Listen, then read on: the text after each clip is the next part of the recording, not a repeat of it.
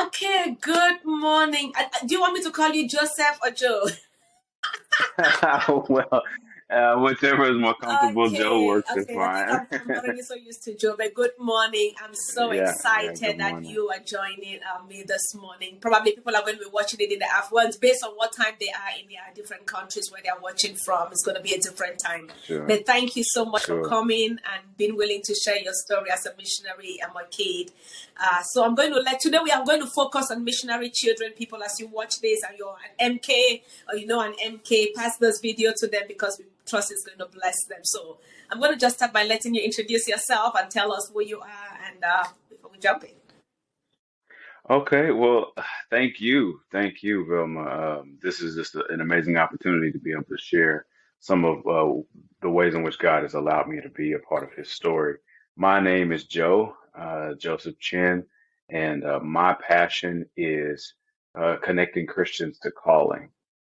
Through my life story that God is writing, I found it extremely, if I can use the word bothersome, that we have other sisters and brothers in Christ who wake up every morning and the only thing that wakes them up is their alarm clock. Mm. There's no deep driving central um, force or motivation or conviction that gets people out of bed or causes people to stay up. And so I've made it my personal mission to help believers write down personal mission statements so they can focus their lives on God's call. Wow, that is awesome. That's incredible. And you're a dad of how many now? Or just It's my wife and I right oh, now. okay. So it was your Yeah, sister. What yeah, happened? Then it was your sister. Not okay. that's I don't know right. why I'm That's getting that right. confused. That's right. Okay. No, she's very dear to me. She's very dear to me. She's a preteen now. Uh, And yeah, sister has four, her and her husband. awesome, awesome. Okay, tell us a little. So, how old were you when your parents received the call to missions, particularly to Africa? And then, how were you exposed to missions before that time? Did you know missionaries? Like, Oh man, that's a great question. I was about nine yeah. or so when I first heard the. Well, I grew up in a missionary Baptist denominational Okay. setting, so I'd heard the word missionary, Mm-hmm. but I had no personal experience until I was about 9 years old when my dad got the call, and it was not simultaneous. I'll tell you that. That's always most often the Oh man. case. Yes. Yeah, it was not simultaneous. It was a few years until both he and my mom were on the same page about exactly, the fact that God had called them to a life of missionary service. Mhm. So, how did you receive it when your dad came on, like, hey, and your parents like, God is calling us, and we are going to be going? Oh, well, that is an interesting question, and just short answer, not entirely well. At the time, I think we had the initial conversations about traveling, about, well, not even about traveling, about becoming missionaries or being engaged in mission work, and especially abroad in this context. Um, when I was just trying to make friends, Yeah. we had already moved a few times in my life up to that point, and I wasn't necessarily too keen on uprooting again for any cause, let alone mission work. Yeah. So it took an adjustment for my brother and I. Yeah. Yeah, I can't imagine because you're 9 years old. Like, that's so young, and you're like, oh, these are my friends. And most often for that age, that's like your world. And you have to, like, wow. So, but what are some of the blessings of moving and traveling and living in another nation? Or just the blessings of moving to another nation completely and serving in another world that is different from yours. What are some of the blessings, or what are also some of the challenges? Sure, sure. While I was not too keen on uprooting around nine, we did have an opportunity to, and I call it an opportunity now, to move moved from our location overseas when I was about 14 years old. And if I start with the blessings, I can definitely see looking back that God allowed me to be in a context Mm. that was a little clearer of distractions. Oh, wow. Because I was in a new context, I didn't have the same, let's just say, social media, the same entertainment, the same outlets that I would have had here. Mm-hmm. And while that could be some of the challenges as well, my friend groups, Mm-hmm. my just familiarity with my own neighborhood, my own community. Yeah. At the same time, I think God allowed it to be a place where, or God allowed me to be in a place where I could, for lack of a better, I mean, for all intents and purposes, focus on Him. Mm. I didn't. I'll just be honest. I didn't go in order to focus on God. I I went because my parents were going. Yeah. And through the reality of my time there, I learned and I began to see and later was able to appreciate Mm-hmm. the fact that God was orchestrating my life for something greater. Yeah. Wow. Yeah, that's amazing because Yeah, that's true. I can't imagine at times the distractions that we get caught up in, and when we get so distracted and so busy with all the things that shouldn't be, we miss out on what really matters. Yeah. Yeah. absolutely. Yeah, absolutely. And while I don't know a lot of the music from my childhood right offhand, I come back and my friends are all singing songs that are classics and hits, Mm. but there's so much that I missed out on, which which I would say are some of the Yeah. challenges. Just not being able to relate as quickly, or not being able to catch a nonverbal cue Mm. or a popular cue in the culture.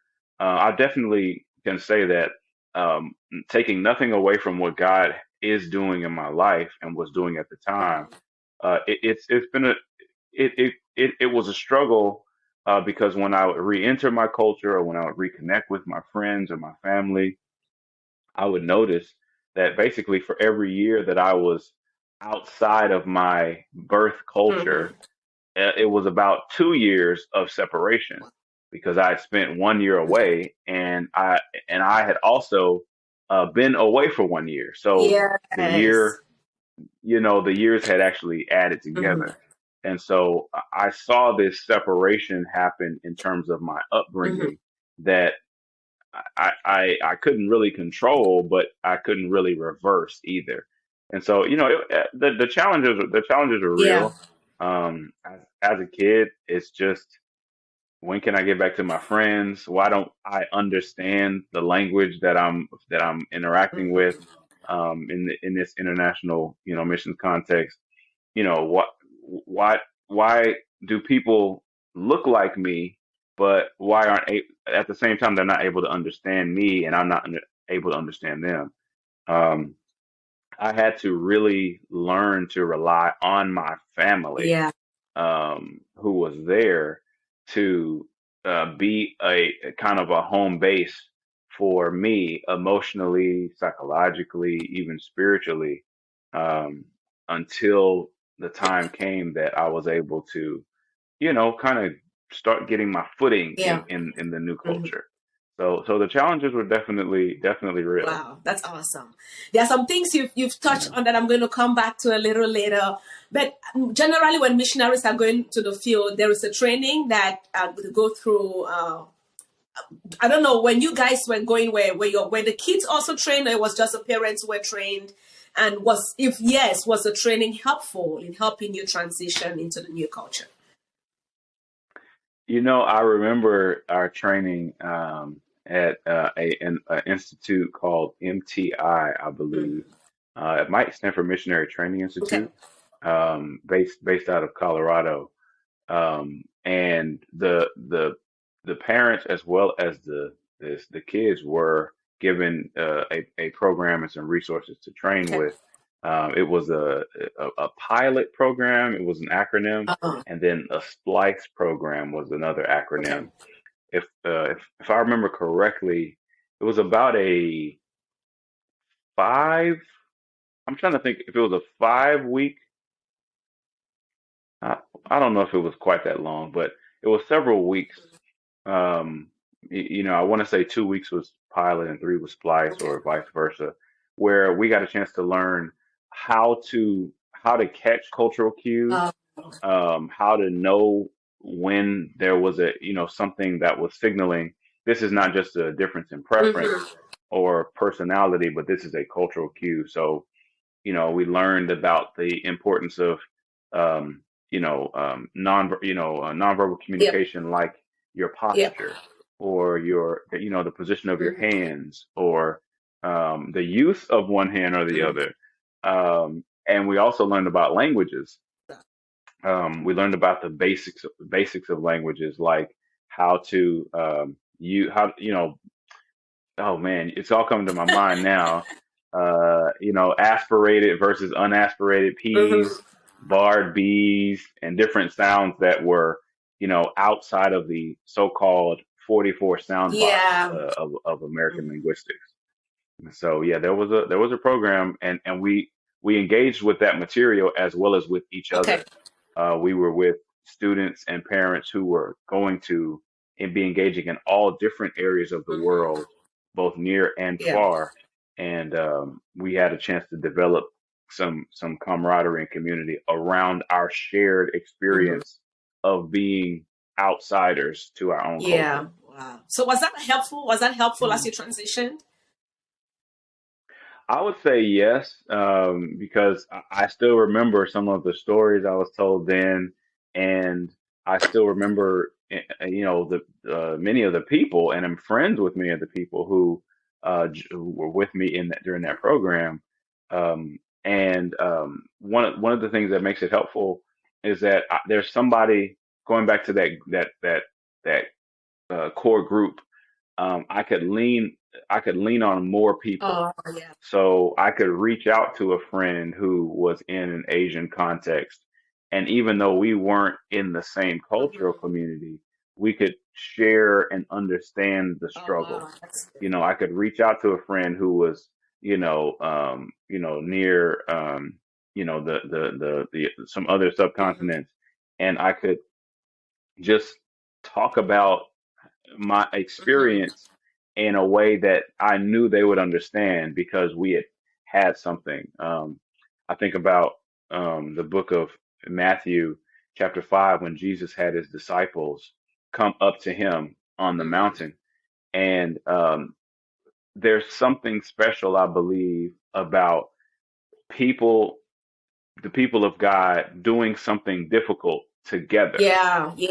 that binds them together under a common Mhm. mission.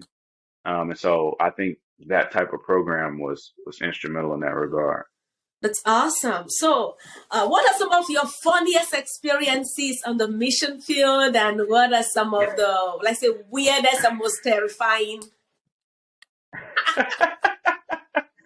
Oh goodness, funny, weird, and terrifying. That could be its own book. I know, yes. I love the question. Um, I think about the very first time I had snail soup. Oh, That was one of the, if I want to say weird, that would be one of the oh weirdest wow, yeah. experiences that I've ever had. Mm. Yeah, because I didn't know, I didn't know that's what I was eating Oh, until I oh, had you were eaten. not told. Yeah, I was not You were. told until I had eaten, that's what I had, and so it tasted, a little Uh-huh. meaty, a little Yeah. chewy.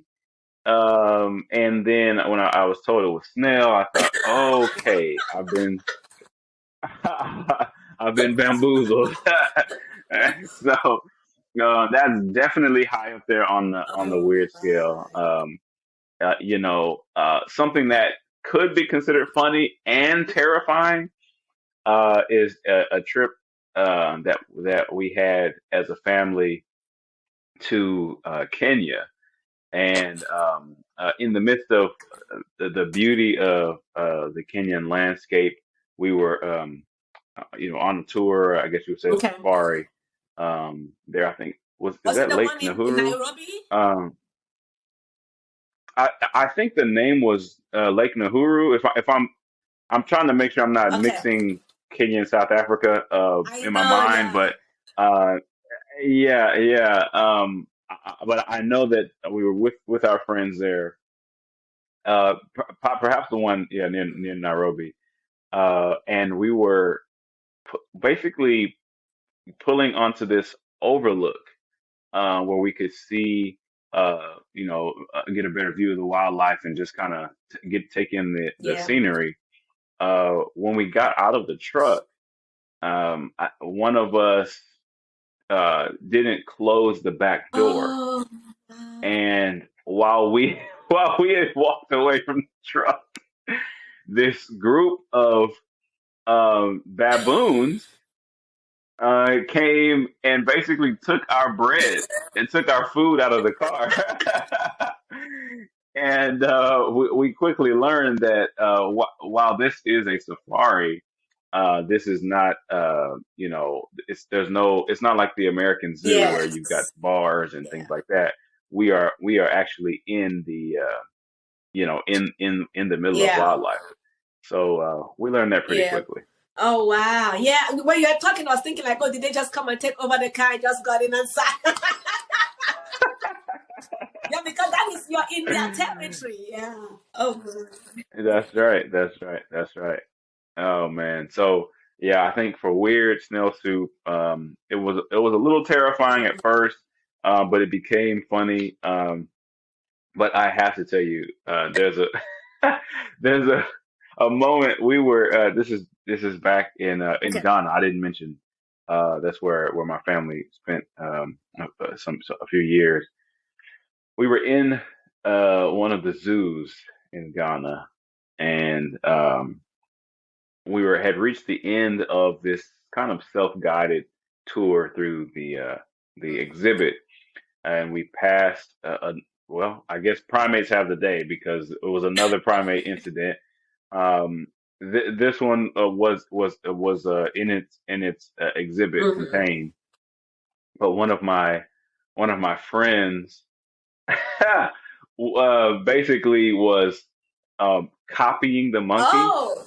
Um, and we learned real time from the trainers, from the zookeepers, that mimicking a primate is actually it can be considered a challenge Oh. for that animal. Wow. And so, yeah, so when primates kind of raise their hands, they clap, they slap the ground, and they Uh-huh. make noise. That is if we mimic them, we learn that they can be considered a Oh. challenge. And so we were, yeah, so we were discouraged from doing that, even though they were, in their Yeah. exhibit. Well, and this is just gross, but it was funny. The animal in the exhibit basically, I'll just say keep it PG Yeah. for us. Basically, grabbed and flung some of its own waste out of the cage.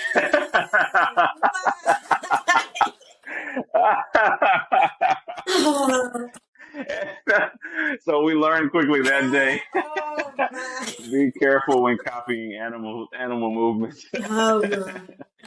Like, okay, I can't come up Yeah, and I know yeah. what I So can do to you. that's right. That's right. So there's definitely been some exciting Yeah. moments. So funny. Yeah. So tell us what Mm. was the day like? Was Ghana the place where you guys you spend the longest time in Ghana? Yes, yes, yes. That's where we spent the longest time. That's where, when I was 9, my dad was the first one to be invited Mhm. to Ghana, and when after we had gone each year for about 2 weeks to a month, we decided to move as a family finally in Okay. 2005. And so that's where we spent the bulk Yeah. of our time. So what was a day like, Yeah. an average day as an MK? Wow. Um, that that's a loaded question. Uh, if I go from the Mm, beginning of our long term time there, um, a, a day was basically trying to come to terms with the fact that I was not in what I considered my home. mm, And so, it was eating breakfast in a place that wasn't um, familiar. yeah. It was trying to find uh, out what to do, how to make the most of the day, eating, other meals that either weren't where I was used to or weren't what I was Mhm. used to. And that basically was the day, starting off as a young teenager. Um, and then basically, confiding and recounting the day with my brother, my parents, and looking for opportunities to get involved at that time via Oh email because yeah. we didn't Hmm. have, like texting and different apps weren't readily available to us. Later on, a few years down the road, it was, of course, being Okay. homeschooled. Um, and so we spent some time being homeschooled. So lots of homework, helping out around the house. Once we did get a place Yeah. to live Yeah. of our own, and just keeping things clean, and then developing relationships with our neighbors in the community. Wow. Yeah, yeah, So, yeah. which places would you call home? That like you're like you feel a lot. I know at times it's just hard to ask a missionary kid that kind of, but like, where would you say it's home? And yeah, I can't even answer that. So, but Uh-huh, uh-huh. For me, and this is a question my wife and I have talked about several times. Home to me uh, actually is connected to mm, people rather than a wow, place. So I'm home because I'm where my yeah, wife is. yeah, So I consider that home. In the same way, when I mhm, travel, whether it's locally or abroad, I'm home when I'm connected to my closest mm, relationships. So, my brothers in ministry who are in Ghana right now, who I miss, I'm home when yeah, I'm with them. My friends who are not too far away from there, I'm home when mm, I'm with them. And then when I'm in America at home, uh I would say mhm, at our house, or out on a date mhm. with my wife, that to me is home. It's less to me about place and more about Wow, that's people. profound. I've not thought of it like that. That's yeah, because that's when you're a Yeah, missionary, it just the dynamics are so different that places are not really what really makes that. That's so wow. Thank you for sharing that. That's awesome. So what's the sure. hardest thing about being an MK? Oh, good question. The hardest thing about being a missionary kid, I can give you one of the hardest things. And I'll say that it's living with a worldview that isn't readily shared by everyone around me. Mm, Uh, what we are, some of the equipment that we're given growing up is that MKs are actually part of a larger group called TCKs, which stands for yeah, Third Culture Kids.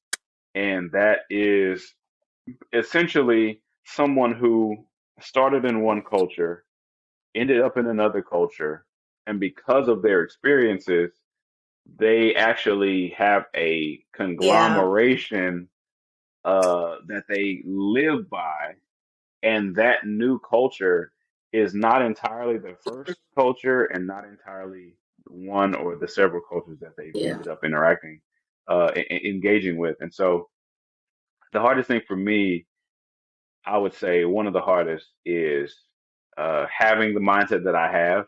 Many times I'm not aware that what I think isn't um, either common knowledge or a common Mm. assumption.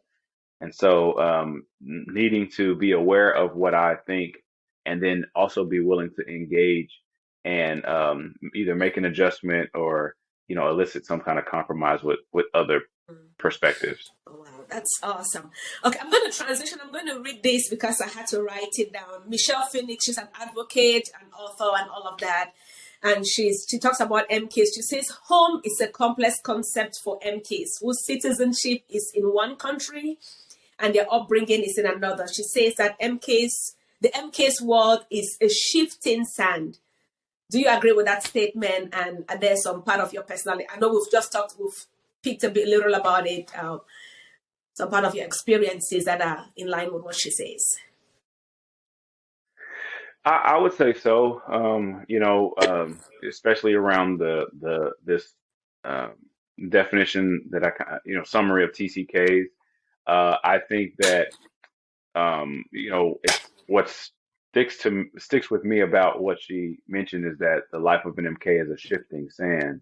I think that um, when it comes to the shifting, to me, there is a there is a how can I say this? A fluidity that Yeah. I have as an MK with being able to hold several perspectives Mm. in tension, or hold several perspectives, uh, you know, even before they're all resolved together in a nice neat bow. Um, and so I do see the idea of the life of an MK being shifting sands. At the same time, I do think that I have been afforded a certain Mm. stability because of my ability to hold different views in tension even before they get resolved.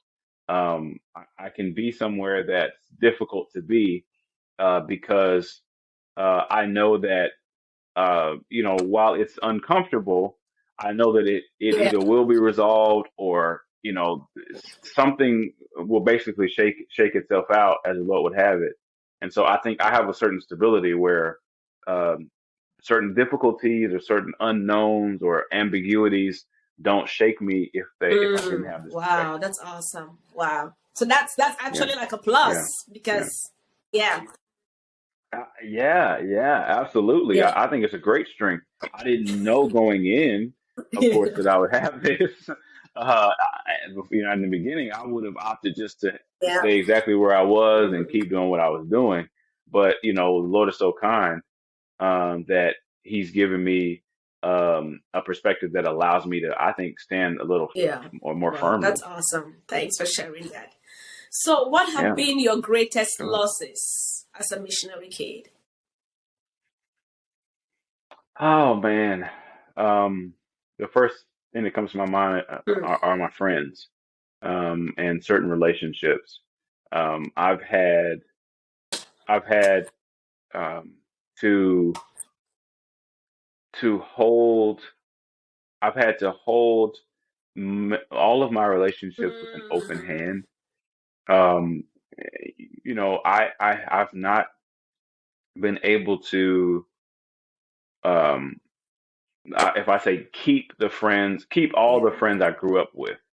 And it hasn't always been just because we didn't we grew in separate directions, but whether because of Yeah. technology at the time or because of my own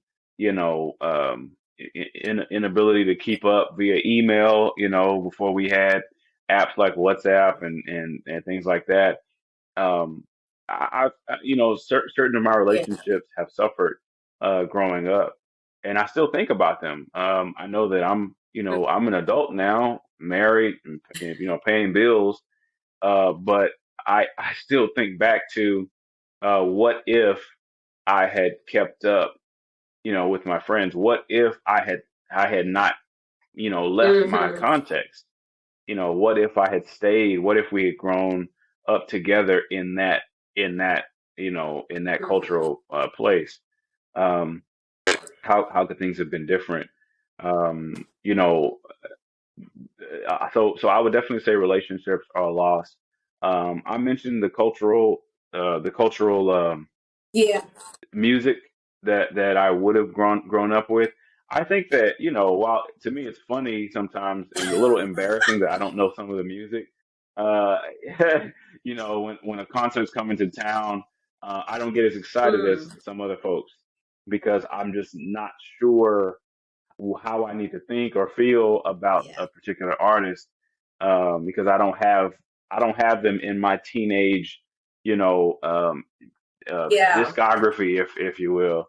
At the same time, it is a little difficult when, I'm with friends and everybody's dancing to or singing along Mm-hmm. with a particular song, and I'm just kind of nodding my head to the beat, waiting for the chorus because that's the only part I know.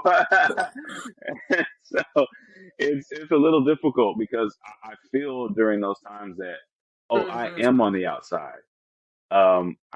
Even though I'm in my friend group now, I feel Yeah. outside. I feel like an outsider, culturally. And so, relationships, different cultural, either icons Mm-hmm. or cultural milestones, are some of my biggest losses, I think, Wow. as an You MK. talked. You said something about friendship that just really. I remembered when I was in seminary. One of our. She wasn't really. I think she was the director of spiritual formation, Marilyn. She said something that really, really helped me because being a missionary also, I think the impact is still the same because even when you're an adult, you have to keep constantly Mm, make friends and leave them. Make friends, so you have to hold them loosely. And she said, I used to always promise my friends, right. really after Liberia, I promised my friends, like, I will stay in touch. We are going to remain the best of friends. She said, don't make a promise. Because when you transition to the new place, you will be seeking ways to adapt and form new friends. She says, your relationships will never be the same, but you will always have that relationship. So they just tell them, we are still going to be friends, but it might not be the same. It's going to change. That really, yeah. And that's a tough one for missionary kids and missionaries themselves because there's that constant changing and Hmm. Yeah, absolutely. I have to give props to Cheryl O'Brien, who was, with basically the MK coordinator, while I was, while I was mm-hmm. a kid on the field, because she and the department she was with, at the time, she helped me understand that there is a difference to Yeah. my relationships because of my context, and it's okay to embrace the Mm-hmm. difference that exists. If if I can say one of the strengths I did gather from my new experience as an MK is that I'm able now, I could see the Yep. strength and the weakness on one underside, but I'm able now to go deeply with my Mm-hmm. new relationships because I know that I don't have the time that I would have if we had grown up in the same neighborhood. We went to all the same schools. We went to the same, Yeah. university or the same trade, and we basically stayed in the same, area, geographical area. Um, because I don't I now see the time of a Mm-hmm. relationship to form as significantly Yes. shorter. I tend to want to take my Mm-hmm. relationships deep Yeah. and quickly, which could be off-putting for some. But I know that the friends that I have, even if we don't speak or Yeah. connect for a year at a time, when we do pick up, we can pick up Good. where we left off because we didn't stay on the surface level. We didn't stay with what Yeah, I consider trivial things. We actually engaged with each other about our own lives, our ambitions, our desires, and things that actually matter to us. Um, I mean, the weather's great, but let's talk about some things that that's have so eternal good. Oh significance. my, I get so upset when let's talk about weather. Unless I'm like, I don't have time. Can we talk about real stuff? That's good. Yes. So talk about some specifics about being an African American kid, you and your brother, and then serving among other missionary families that are white. And then you're living in an African context. So you have a dark skin, you look like the Africans, but you are different. So you don't fit in the white among the white kids, you don't fit among the Africans. How tell us a little about that then. Yeah, and the three of us went, my older sister, myself, as well as my younger brother, the very, very first time we all went together. And from then until all the experiences I've had, um, I when I really take a look at what your at your question, what is it like to be an African American in an African context with Yeah. non-African American people. Whether they're from Europe or, any other nation in the West. It On the one hand, it feels a little more it felt a little more comfortable to Yeah. especially in the beginning, to be able to associate with Yeah. other Westerners, Mm-hmm. like myself. As time went on, though, I can say that the dynamic, at least internally, Mm-hmm. shifted a bit to wanting to relate more to the African context Mm-hmm. in which I found myself, and um, wanting to immerse myself Yeah. in my host culture. So, um, I like to move personally as a group. I like a group dynamic. If we're all doing something, let's all do it together. Let's figure out our different parts, and then let's utilize our Mm-hmm. strengths, our giftings, um, to Yeah. move toward one mission together. As time has gone on, I have carried that same mentality and philosophy with me, that we start off as outsiders, but with time and as we build trust and relationships, we move Mm-hmm. toward people. That's one Yeah. of the things my dad has always said: Mm-hmm. move toward people. And so I think it's kind of worked its way down into my psyche, where we start off at outside as outsiders, but as much as we can become Mm-hmm. participant observers, as much as we can become, friends, as much as we can become brothers, sisters, that's where I want to explore. And what I found, not in every case, but just strictly dealing with the Yeah. ethnicity or the skin color. With skin color, I begin to see that Yeah. there is a difference, and there is a different dynamic that I am given a little bit more leeway. No, let me not say leeway. That I have tended to be given a Mm-hmm. little bit more trust as an African American in Yeah. the Ghanaian context, in the communities that I've Mm-hmm. into which I've gone, uh, simply because of Mm-hmm. my skin color. Not that there's not been effective ministry, not been effective outreach, not been deep partnerships with people who, have lighter skin than me, and I'm pretty light skinned for an African American guy. Uh, I'm pretty fair skinned. But at the same time, I've been afforded certain privileges just because of my skin color, that I think some folks with lighter skin uh, have not been afforded. Number one, or number two, it takes a lot longer to gain that Yeah. type of entry. Um, so that's with skin color. With the I guess with ethnicity, I think that um, I've seen that inside of my context. I call it my context because you know if we've now I've been at least in some way connected to Ghana for 22, 23 years. Um, and so in my Ghanaian context, I think that my Yeah. other than my friends, people who don't know me in my Ghanaian context see me as a white person, you know, which yeah, see me as a white person. So culturally, from a Ghanaian perspective, I Yeah. am a white person because I come from the land that's been, run by or governed Yeah. by, white government, majority white, or Yeah. power dynamic, which I won't get into. But I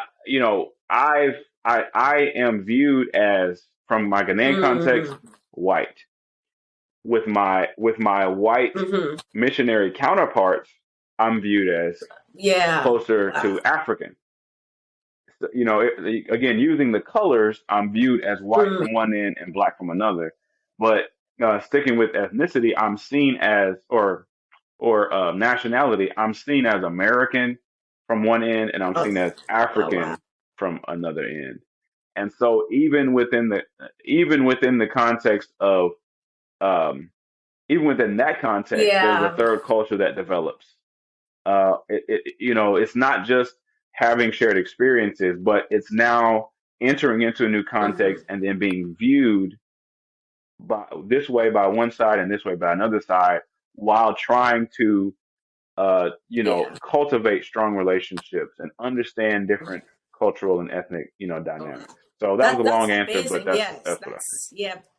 Yeah, I've not thought of that. I thought there was going to be like a difference between uh, race, but I didn't think ethnicity that you would be seen from a Ghanaian context as a white person. I'm like, yeah, that makes sense. That's true. Yeah. Wow, that's awesome. Yeah, So, yeah, what would you say absolutely. to Yeah, host a yeah. missions organization, to host countries, to host local churches? What can they do to help missionary kids transition better in their nations when they come? To host countries, to host organizations. Um, MKs need a space to Mm, be different. Um, MKs need a space to be different. When we re-enter a context, whether it's our birth culture or one of our host cultures, we I think about the book um, I believe interesting. it's Yeah. Eugene Peterson wrote a book called is it it's a very short book, and it's about hospitality. It's the something pastor, um, not the hospitable pastor, but I have to get that Okay. book. It's a book by Eugene Peterson. Um, uh, I don't want to say the wounded healer, but that's what comes to mind.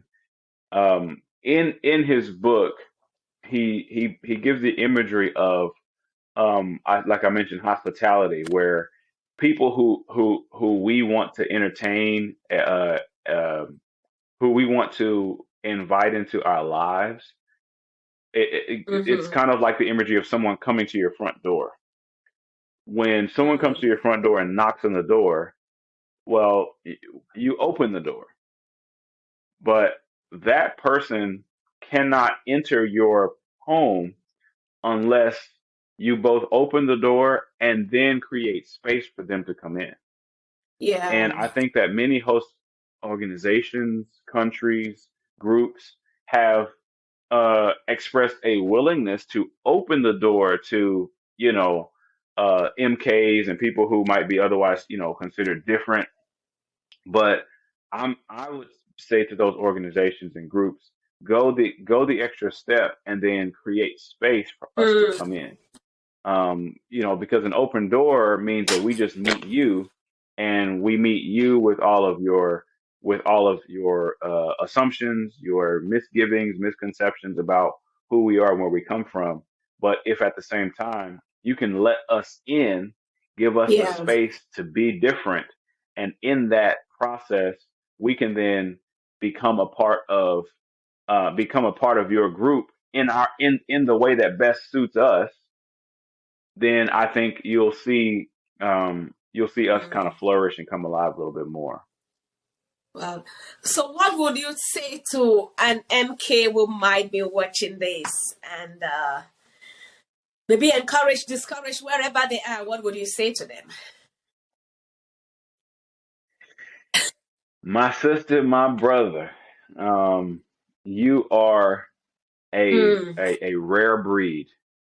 Um, However, based on the book of Ephesians, chapter 2, verse 11 through 22, God was already in his redemptive plan creating one Amen.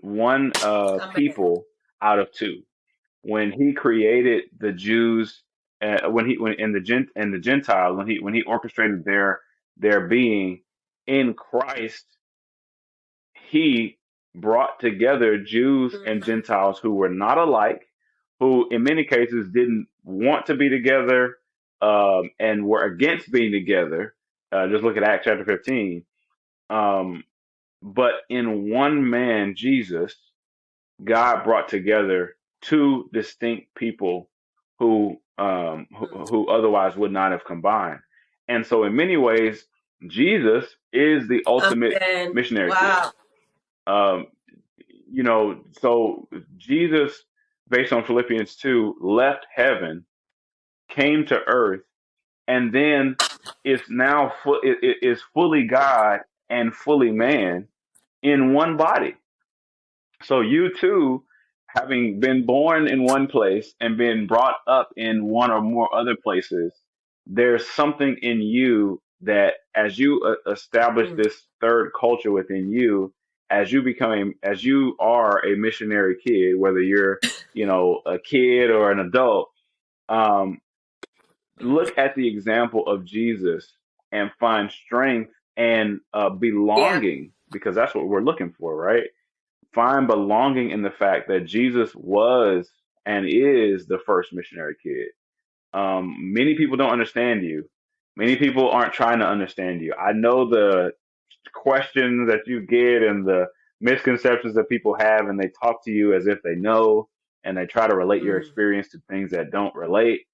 But look at Jesus, who's the author and the finisher of your faith, and you'll see that actually being a missionary kid is Mm. more in line with kingdom living than you realize. You're closer, and you've been better equipped to live God's mission than you think, based on His redemptive story throughout all of Scripture. Wow, wow, that's awesome. Thank you so much. So how can people get in touch with you? How can maybe there might be a missionary kid who like, oh wow, I need to talk with someone. How can people contact you? How can people get access Yeah. and contact with you? And how can we keep praying for you in this new season of your life? I'm calling.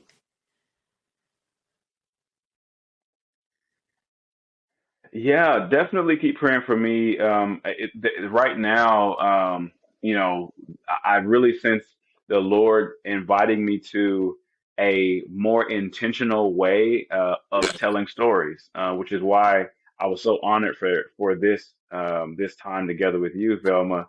Because what I didn't tell you was at the beginning of this year, um, you know, the Lord made it clear to me that it was time to Wow. tell more stories.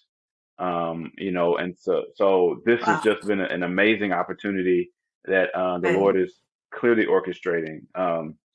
So pray for me that, like Paul in Colossians 4, that I'll be able to speak boldly and clearly about the truth of the gospel, and make the most of every opportunity. And then, y'all can find me on IG. It's Pinpoint Purpose Okay. on IG. I'm starting a business called Expose XPOSE it's on Facebook and IG as well. Okay. Just like I said, connecting Christians to calling. If you're emailing, I feel your pain. Email me at pinpointmypurpose@gmail.com. I'm all about getting you connected to a distraction free life that is focused fully on glorifying God in the way that He's creatively intended for you to do that. Mm. So what I'm going to get your all your links, and I'm going to put them in the description below so people can access that if somebody has a question or way to connect to your IG and all of those fine, nice stuff. I'm going to put them all down for people to connect. But I want to say thank you Yeah. so much for sharing your story and letting the world be blessed. I trust that a missionary kid or even a missionary was struggling with their kid, not knowing what is happening, this might be able to be helpful to them. So thank you. So guys, please share this video to a missionary you know, to a missionary kid you know, and subscribe to this channel. God bless you. Thank you so much. Thank you, Jeff. God bless. Okay. Okay.